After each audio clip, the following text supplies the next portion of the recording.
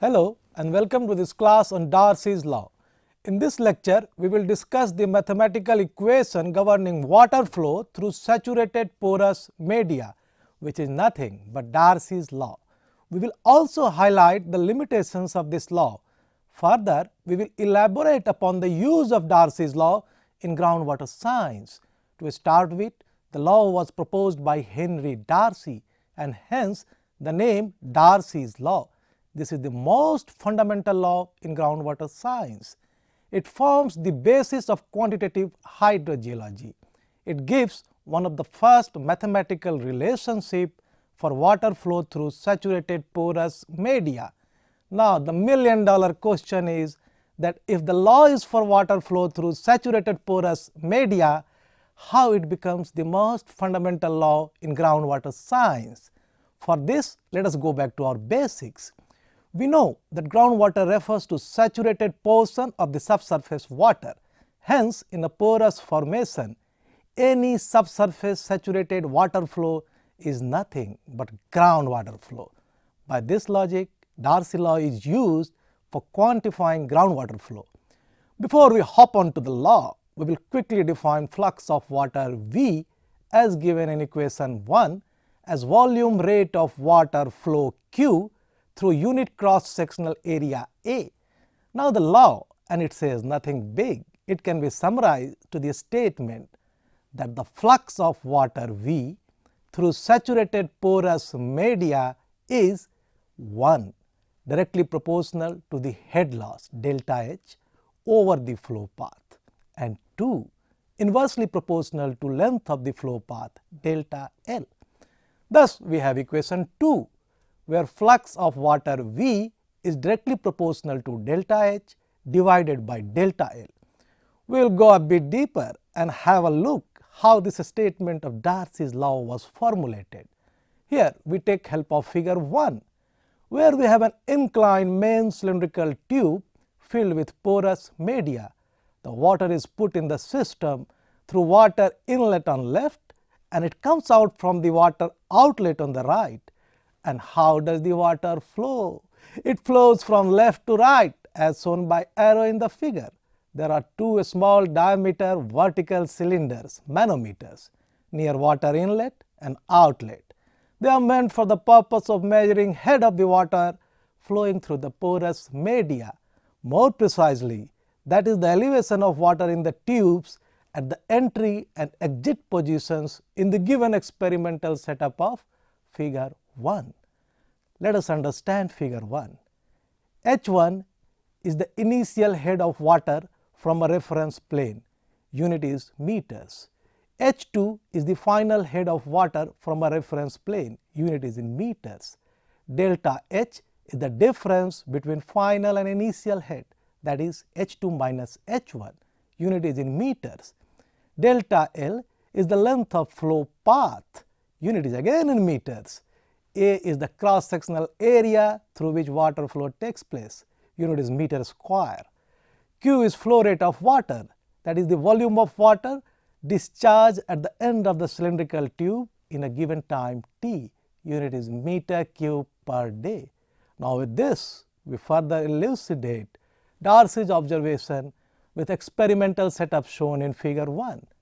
We repeat the statement made earlier about Darcy's law, that the flux of water V through a saturated porous media for a given length delta L under influence of a head loss delta H is 1 directly proportional to the head loss delta H and inversely proportional to length of the flow path delta L.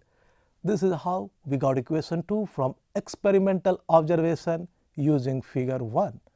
One thing has to be kept in mind, that here this ratio of head loss delta H to the corresponding length delta L shown by delta H upon delta L is referred to as hydraulic gradient.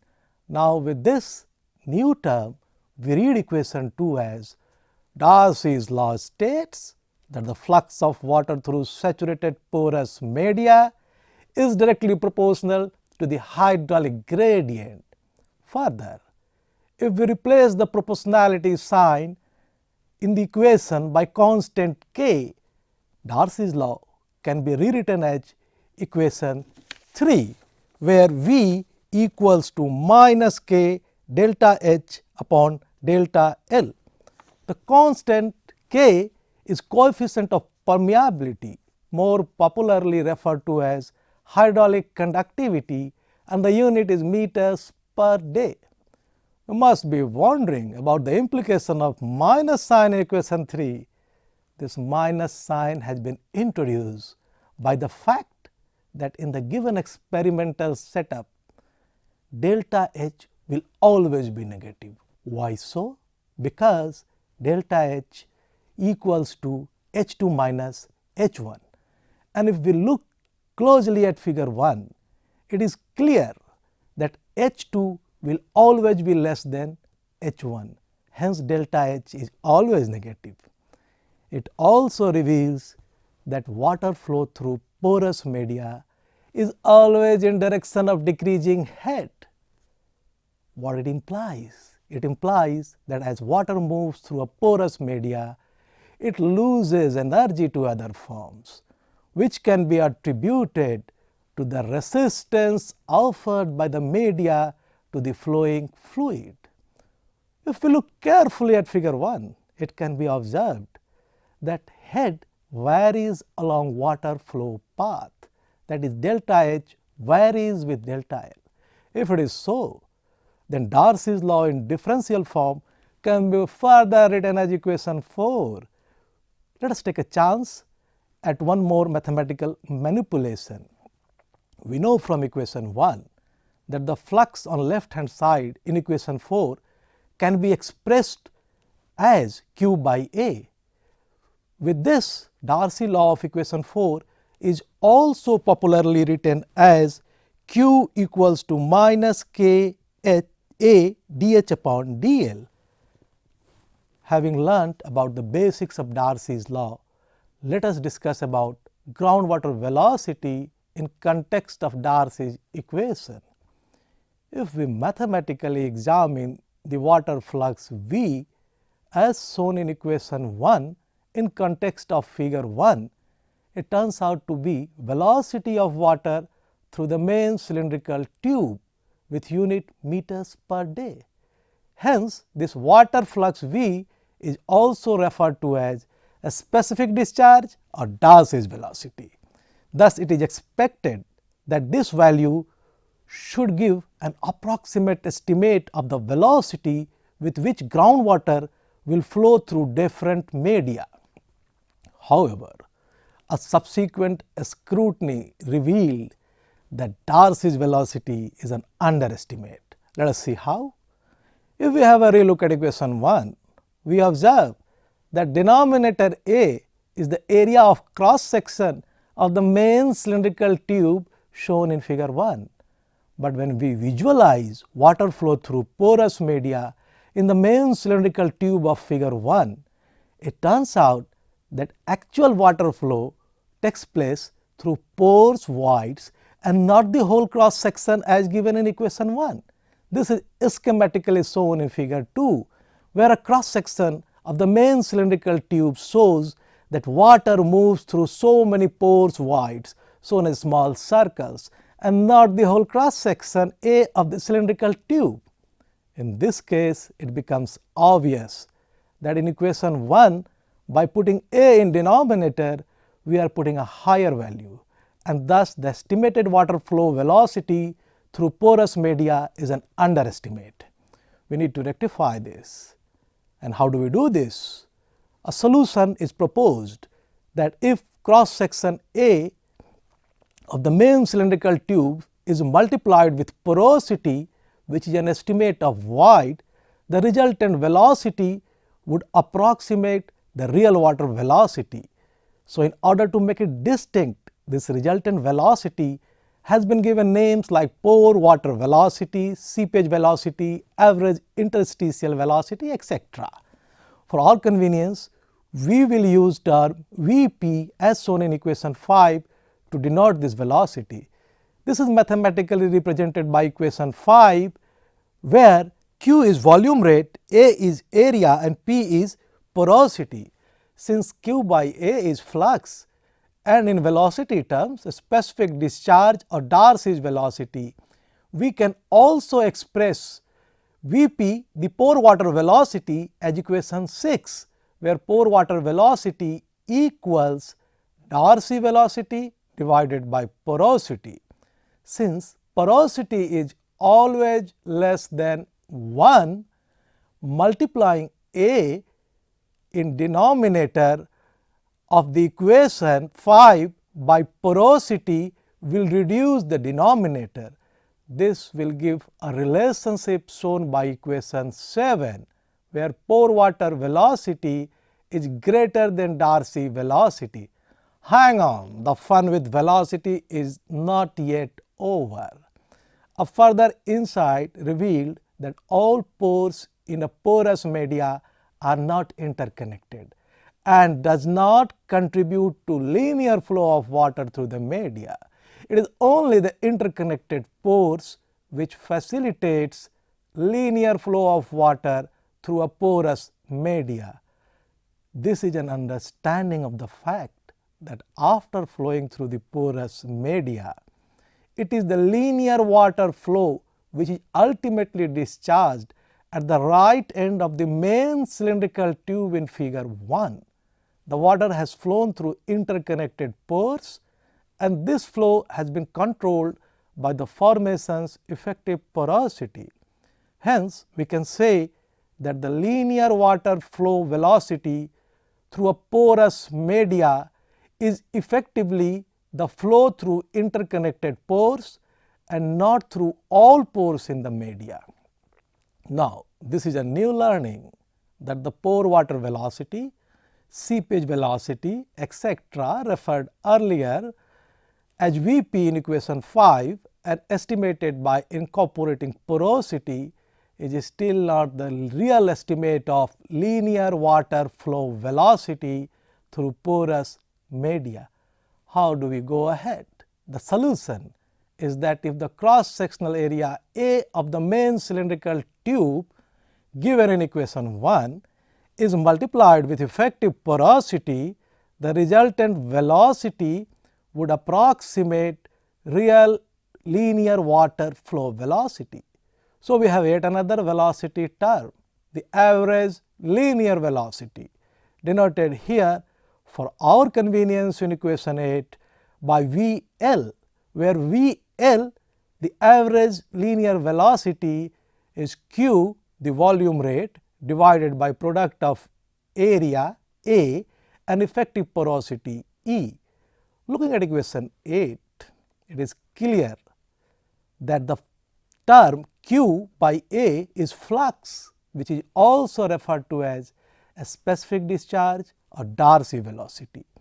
So, with this we rewrite equation 9, where average linear velocity is a specific discharge or Darcy velocity divided by effective porosity. We know effective porosity is always less than porosity and both of them are less than 1. Multiplying A in denominator of equation 8 by effective porosity will further reduce the denominator. This will give a relationship shown by equation 10, where average linear velocity is greater than pore water velocity, which in turn is greater than Darcy's velocity. Let us explain the relationship shown in equation 10 with an example given as example 1. In a given setup, it is given that area of cross section A of a porous media through which water flows is 10 meter square. Porosity P of the formation is 0.5 and effective porosity E is 0.25. Now, we will estimate the different velocities at a given discharge of 100 meter cube per day. So, as per equation 1, Darcy velocity V equals to Q upon A.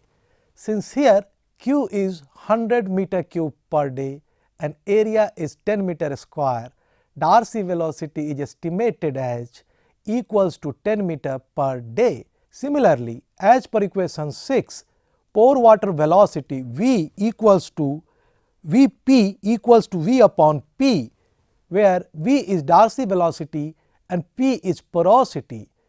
With the just estimated Darcy velocity of 10 meters per day and given porosity of 0.5, the pore water velocity will be 10 divided by 0.5, which comes out to be 20 meters per day.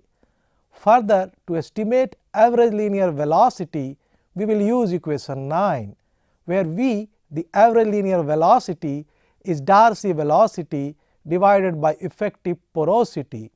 With the given Darcy velocity of 10 meters per day and effective porosity of 0.25, the average linear velocity is estimated as 40 meters per day.